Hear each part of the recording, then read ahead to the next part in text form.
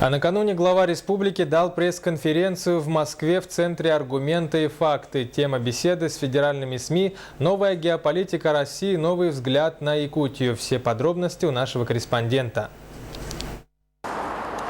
Площадкой для данного мероприятия был выбран центральный офис издательского дома «Аргументы и факты». Новый взгляд на Якутию в ракурсе новой геополитики России заинтересовал более 25 федеральных средств массовой информации, таких как «Интерфакс», «Арктика Инфо», информационное агентство «Медиа Таймс», «Российскую газету», а также ряд других общественно-политических изданий. Для меня большая честь представить нашего гостя. Это глава Республики Саха-Якутия, доктор экономических наук Егор Афанасьевич Борисов.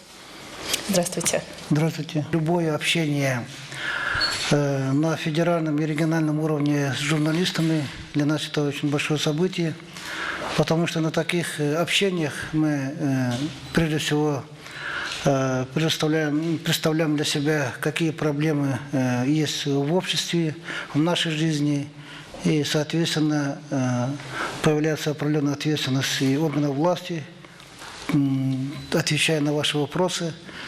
И, конечно, это очень важно в целом для формирования той или иной политики, в частности для региональных властей.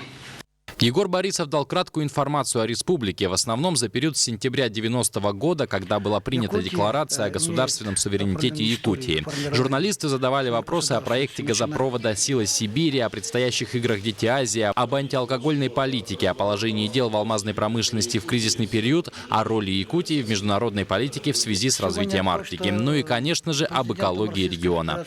Насчет проекта по экологическому у нас есть конкретные разработки, которые мы пока на международный уровень не поднимали, а поднимали на уровень федеральный, в том числе на уровень частного финансирования.